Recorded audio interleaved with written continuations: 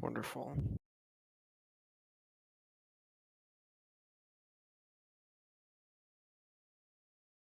I say we make sure to give everyone the wrong link so that they can't actually access the stream. Hmm. Good plan.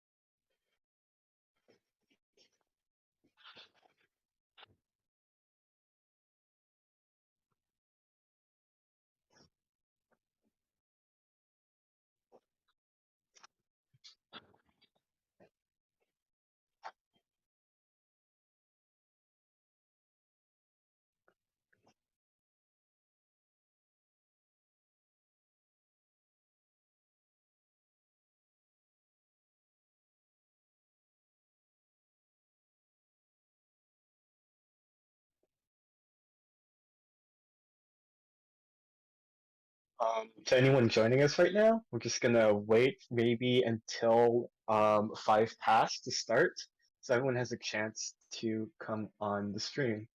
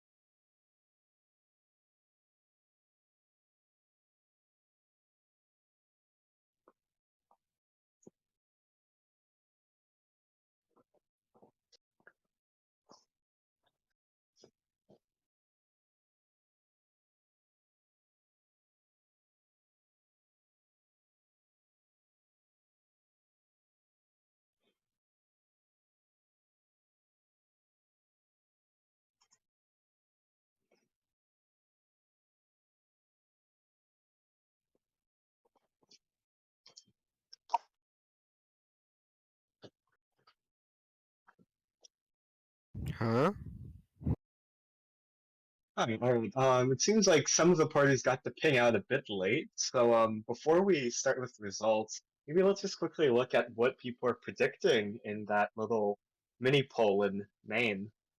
So, wow, this is a very, very skewed result. Okay. So in the Senate, 14 people said they think the Republicans will win an outright majority. Three said the Democrats will keep their majority, and two said that the coalition will win, but without five Republican seats. In the House, 16 people said the Republicans will win outright. Three said the coalition will win, and five said the Democrats will win. So let's see how this pans out. And with that, I believe we can get started.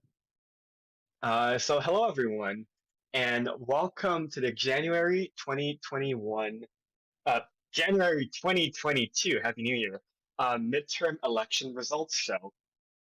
Joining me today, as always, are APG and IC, are the head election clerk and the head elections clerk, lowercase, who will be providing analysis and commentary on the results, as well as our party leaders joining us from the Democratic and Republican Party. So we have Scribble for the Democrats, and we have House for the Republicans. So with that, let us get started. As always, we will be going in order from east to west. So we'll be starting Atlantic, ending in Fremont. And the results, of course, will be coming in on the sidebar as well. So you would expect rural areas to come in first, and then urban areas to come in later as we get partial results. And once we have enough results to make a call, the AP will call a race alert and will be ready to make a projection in the Senate. That being said, because of recent snowstorms, some of the hamsters powering uh, state election board servers have frozen, which means that some states may be getting pretty big jumps in their partial results, depending on when they can get those hamsters unfrozen. That being said, let's get started. Maybe we can go first to the party leaders to see their expectations coming into the night. Let's start with you, House, since the Republicans, President of these agenda has been kind of blocked in the past term because of split control in Congress. So, what do you see that changing after this election? I do think that will happen after this election. Overall, in the Senate, we I think overperformed in at least for looking at the exit polls and entry polls. I'd say that we probably will to pick up quite a majority of the seats, and then our House seats not as strong this election, but I still think we're going to have a majority. All right, thank you. Scribble, what about you for the Democrats? You guys are defending a majority in the Senate. Do you see yourselves keeping that majority? I think we can hold on to the Senate. We had our chief campaigner, Naz, working hard, making sure we would win in key areas. And I mean, you just have to look. The Republicans didn't really do anything in the House with their majority there. So, I mean, I don't know what the voters would expect to put them in charge again, but I guess we'll have to see. All right. Thank you. So with that, let's first go to our first state, to the Atlantic Commonwealth. First, let's look a bit at the standings. So right now we have, coming into this election, there are six Democratic seats and four coalition seats. And of course, five of those Democratic seats are up. So all five incumbents who are up for re-election are Democrats, which means the Republicans um, only need to flip a few seats in order to flip control of the Senate. The one Democrat who is not up for re-election is the majority leader, Citizen Barnes. Meanwhile, the Republicans, their incumbents, are not up for re-election. And there is the incumbent Green, Parado, is up for re-election, although she is running uncontested. And in the House, of course, the Republicans and the Greens have a very large majority. The Democrats are in the minority here, so we'll see if they manage to keep that. And that being said, let's go to Atlantic. And in Atlantic, this is the standing as it goes. We have an incumbent Democratic Senator Zippy, who is not running for re-election, and we have a full Republican House delegation. The polls are pretty red coming into day 5, so let's just get started with results, unless you have something to add, APG. No. All right. So let's go to House results. And in the first district in New England, we have the first Republican victory of the night, 55-45, with the Republican candidate Jacques Boots defeating the Democratic candidate Y99, keeping this seat in Republican hands. And let's see if this is just a one-off or maybe a sign of things to come by going to the second district in New York. And in New York, we can see that the Republicans have kept their seat as well here, with the new Republican candidate, NAM69 reenactor, winning very narrowly against the Democratic candidate, OHPRKL. So 1 point margin, although 2 Republican holds so far. And let's go to the third district in New Jersey and Pennsylvania. And in this third district, we can see that the Republican candidate, Freshman 10, has won 53-47 against longtime Atlantic Democrat IPJN. So the Republicans have kept the entire House delegation. No flips so far tonight. And let's check in on the Senate race. And as you can see on the sidebar, you can already see some partial results coming in. In Atlantic, we're about 59% reporting, and we have guns leading by about 15 points, with 40% of the vote left to count. According to our analysts, this is too close to call. So let's go to our HECs for analysis. Yeah, it's a clean sweep again for the Republicans in Atlantic. They really have a stranglehold, at least on federal level politics and elections in Atlantic, which is interesting because they've had some struggles gaining the state legislature up till recently, which they just did. And we'll see their governor is up for re-election next cycle. So let's see if this indicates that the Atlantic GOP's stranglehold is tightening ever more. All right, thank you. Let's go to party leaders for reactions and quick expectations going into the next state GA. So let's start with the Democrats. Yes, I'm not going to say we didn't really expect to not pick up any seats in the Atlantic, but we know that the Republican Party has a pretty nice stranglehold, at least on the federal level. They can't seem to get their local affairs in order there, but it's not unexpected, these results. Thank you. House? Yeah, I mean, Atlantic, it's just been a Republican strong suit for quite a while. One of the few strongholds I'd say that we have in the state. Going forward towards GA, I'm expecting a lot more GOP wins than previous terms. We're probably going to pick up quite a few seats. That would be very interesting because now there is a very strong Democratic presence, at least at the state level, in GA. And that being said, let's go to that state. So in the Senate, we have an incumbent Democratic senator.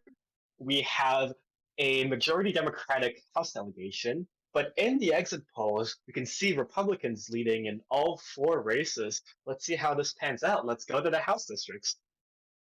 So in Appalachia's first district, Chimazo for the Republicans has picked up the seat, flipping it from some British U26 for the Democratic Party, 55-45.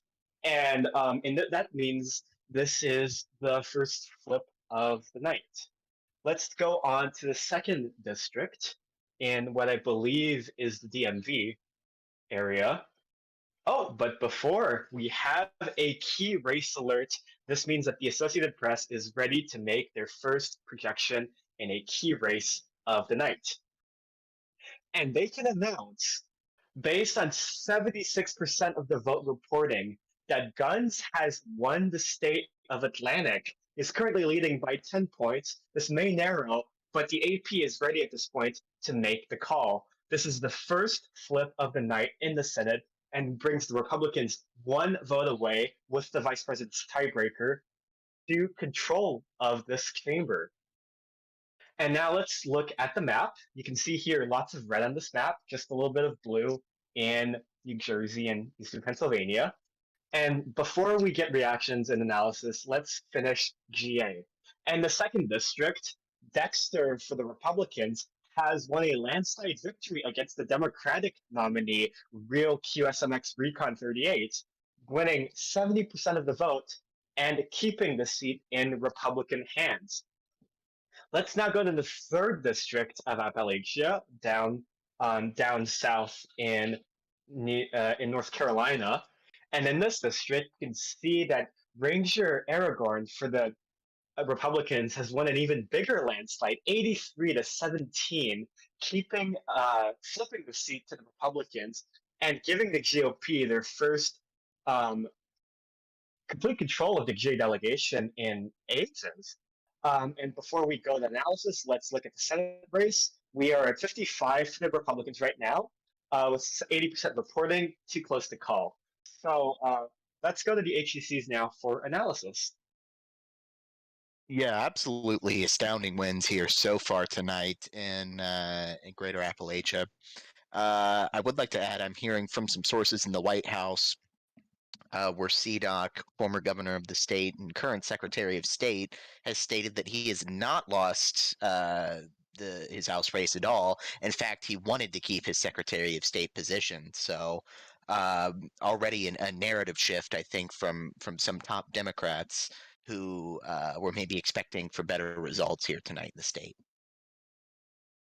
Doctors are clearly getting the work with these results. Let's start with the GOP for analysis this time. So I'd say this is a lot better than I was expecting in Greater Appalachia. We haven't had much of a presence, but I know we've had a bit of campaigning here and there going on. So I think our probably more than likely was the strategy and the debating, which put our candidates on top of the Democrats. Thank you. Democrats? Yes, back on CDOC, he, I don't know why some of our winners or electorate went and wrote him in, but we all know that he wanted to be Secretary of State. The Midwest loves Governor Goog, and why this hasn't transferred over to the federal level, we'll have to evaluate. Thank you. And that being said, let's go to our third state. Let's go down south to the state of Dixie, where we can see we have an incumbent Democrat who is not running in the state. We have the outgoing Senator Al Powell with a tied exit poll. We have a pretty mixed, evenly split delegation. And you can see in the exit poll is also pretty split. And of course, in the first district, Sheldon is running unopposed. So that result should probably not be surprising to anyone. So let's go ahead and see our House results. And in the first district, unsurprisingly, Sheldon has won against no organized opposition, giving the Republicans yet another House seat. So that's Georgia and Florida. Let's now go to the second district, covering Alabama and Mississippi, I think. So in this race, Lily IRL, the Democratic Party chair, has won her race 57-43 against Flam, who was Speaker of the House. This is the first Democratic win on the board tonight, and should probably give the party at least some solace, given what the board looks like right now. But let's go now to the third district. And in the third district, Based Maddie for the Republicans has won the seat 54-46 against the Democratic nominee, Political Bailey. So the Republicans are on 8 House seats right now, against only 1 for the Democrats. But let's look at the fourth district, which pitted the Democrat Socialist Possum against the Green chair, Bohemia. And in this seat, the Democrat has won this race 65 to 35, which means the Democrats have picked up Texas, and the Green leader has not won his election. Let's quickly look now. Oh, and we have a key race alert.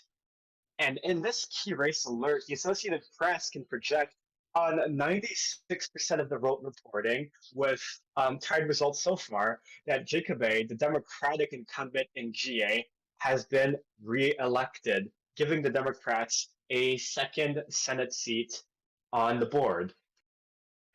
This means that this is not a seat the Republicans will flip, and they still need one more seat to flip control of the Senate. Now let's look at results in Dixie. And in Dixie, former Governor Whitey is leading by about 3 points, although 91% reporting too close to call. Let's now go to analysis from the HCCs.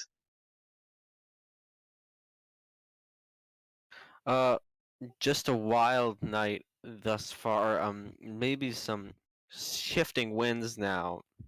We're seeing some Democratic victories come down, but it was really impressive GOP dominance thus far, especially with Seldom, former vice president, finally winning her. I think this might be her first electoral victory since her election as vice president. So a big win for her, and maybe a comeback into party politics. As for what else happened, pretty impressive victory that former Senator Jacobi has defeated Brand, the former governor. Some Democratic bounce back later.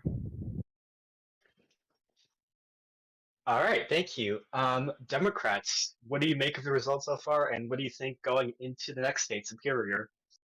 I'm super glad that Seldom can actually win a race on their own with their own name. That's very great for them. Very embarrassing that the former House Speaker lost his or her election.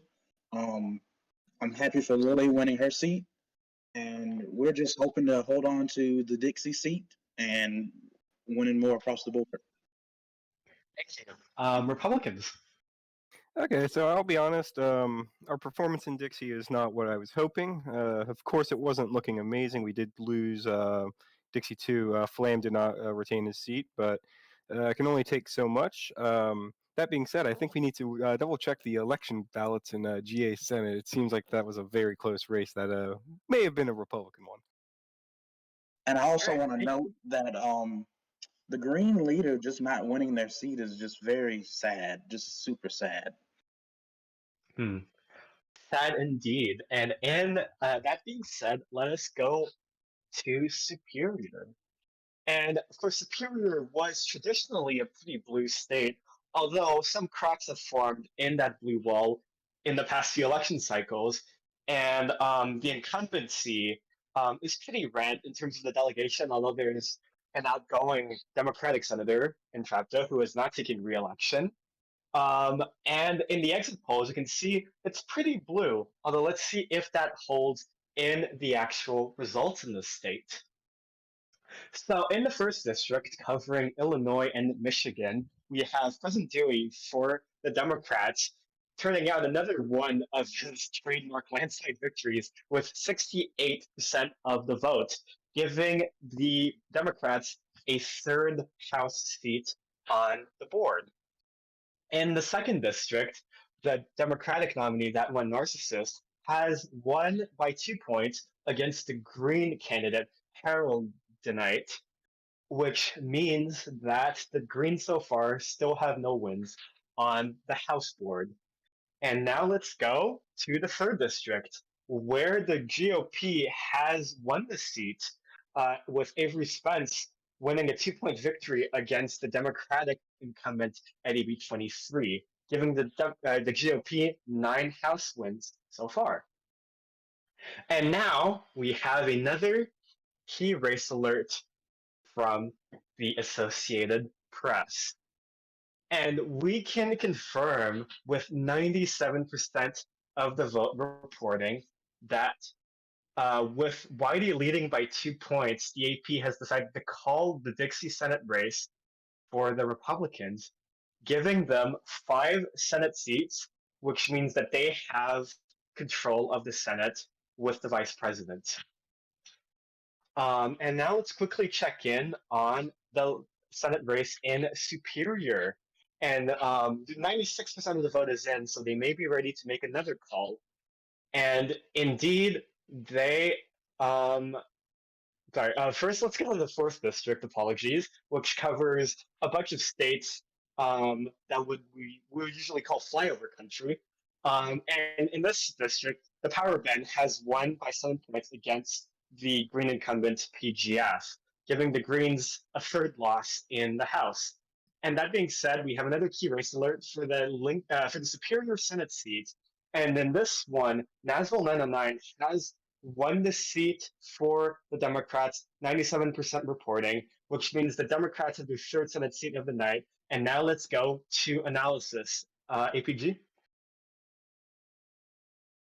Yeah, first off, I'd like to say that all the legal votes have been counted in these races. We only count the legal votes. Second, really disappointing performance from the Greens tonight. I mean, they really just sort of lost their luster about midway through the campaign and never really got it back. And the final thing I'll mention is incredibly close race in Dixie that I think both candidates should be fairly proud of. Perhaps one of the most competitive races going into this election. So, I mean, really kind of a toss-up in the actual definition of the word. Yeah, that's really all I have to add so far tonight. Let's go to the Republicans for reactions. This is a pretty blue result in Superior. House, what do you think? Oh, Superior has been historically blue. We were hoping to pull out a win in the Senate, which I'm guessing just because it didn't update correctly for the ABC News. But overall, it was good that we still had a House seat, though the performance overall was rather disappointing. Hopefully in Fremont, we're looking at some better results, specifically in the Senate. We're hoping for one more seat. All right, thank you. And now let's go to the Democrats. What do you think? Really excited for Naz to join the Senate again. She'll do great there. And we're hoping for some great wins in Fremont. Thank you. And that being said, let's go on to the Western State. And let's look a bit at the standing coming in. So this is a pretty, we have an outgoing Democratic Senator, Abramax, who is seeking re-election. We have a majority coalition House delegation, although it seems that the exit polls are pretty blue in the state. So let's see what is going on. But first, and it seems like the AP has called us very quickly in the Senate race. First, we can confirm that Parado, having run unopposed, has been acclaimed to the Senate with no opposition and no actual election ballot, giving the coalition 6 seats in the Senate. But I believe the AP is also ready to make a call in the actual Senate race in the state. And in this race, it can confirm that incumbent Democratic Senator Abramax has won with 80% of the vote reporting, currently only trailing by 3 points, although they'll probably make it up with more urban votes coming in, which means that the final result in the Senate is 6-4 for the coalition. That being said, let's go into the House seats. In the 1st district, covering New Mexico, Arizona, and Colorado, and Utah, we have the Democratic nominee, not the dark web, winning a very large landslide, 67% of the vote, against the Green candidate BFox 2. In the 2nd district, covering California, we have Confident It winning another stunning landslide against the Greens, who are on only 31% of the vote. So the Greens only have one more opportunity for a pickup. That would be in the 4th district. But let's go first to the 3rd. And in the 3rd, the Democratic nominee, real basis, has won with 55% of the vote in Cascadia, giving the Democrats an 8th House seat. And now let's see if the Greens can get a district on the board tonight by going to Hawaii and Alaska. And unfortunately, it seems like they fallen short. Democrats winning here, 58% of the vote, giving the Democrats full control of Fremont's congressional delegation. And this means if you look at the board below, we have 9 Democratic seats, 9 Republican seats, and no Greens on the board. But of course, there is still the House list. And now let's go to that. And in the national list, Democrats leading by about 4 points, although this won't make a difference. 7 seats for both major parties, 3 for the Greens, which means there's 16 Democrats, 16 Republicans, and 3 Greens in this House, which means that at least nominally, the coalition has won control of the House. Although, with the low rate of voting in this lower chamber, actual control may depend on who actually turns up the vote. Let's go to the HECs for analysis in the Fremont races. Yeah, so again, perhaps the most disappointing night for the Greens ever, honestly, since they've formed. Despite this, if you're looking at the lineup of Congress right now, President Adolf has secured a straight up Republican majority with the assistance of the vice president, and has almost secured a House majority. Now, who knows? There may be some trickery involved. That's still ahead of us yet, but incredibly impressive results. Not normally what we see from midterm presidents. Yeah, that's really all I have to say so far. All right, thank you. Let's first look a bit at the final standings. We have some charts here, and you can see on the board we have our final result on sidebar for the Senate races with the actual margins with all votes recording. That being said, now let's look at the Senate. In the Senate, the coalition needed 5 seats for control. They have 6. Democrats have 4, denying the coalition a supermajority. Let's see if this will matter. But this also does mean the Democrats alone will not be able to use the filibuster to stop the president's agenda. And in the House, we have the Greens as kingmakers, giving the coalition 19 seats to 16 for the Democrats. Although, again, this will really depend on who shows up to vote in terms of whether the president can get his agenda through the lower house. That being said, I think before we go to analysis, I should probably note, coming into this race, Democrats were in a lot of disarray. And the fact that they only, that the results in the House are so close does show that they did manage to get their house in order through the campaign and have turned out pretty respectable results. In fact, making major gains in the House, though losing their Senate majority. So Republicans, let's start with you for analysis of the results. I'd say overall, little underwhelmed by where we turned out in the end. I wish that we picked up at least one more Senate seat. The MELP, DDYT, and Brands races were all really close to begin with Brands being actually one that kind of surprised me. So I was really hoping we would flip that. The House, I mean, hopefully we just fill up the seats and get them out. I think every party's at this point just trying to find people to put in seats. So hopefully we do that. So the last big thing I can say is that we need to make sure we can stop the steal that obviously happened in GA. So. All right, thank you. House, what do you think?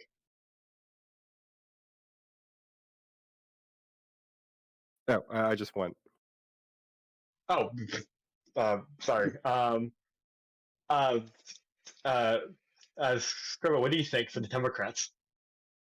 Just a really embarrassing showing for the Greens. Of course, they have kingmaker status, but pretty soon, with how this is going, they'll obviously become either absorbed by the Republicans or non-existent in the future. They might need to start looking for new jobs. That's it. All right, thank you. And before we leave you guys tonight, we have some meta announcements. I guess I'll go first for the first announcement. The first announcement is that we have decided to open the Model US Meta subreddit. So it's no longer approval only for submissions. And what we really encourage everyone to do is if you have any ideas at all for how to improve the sim, we really encourage you to make a post in that subreddit.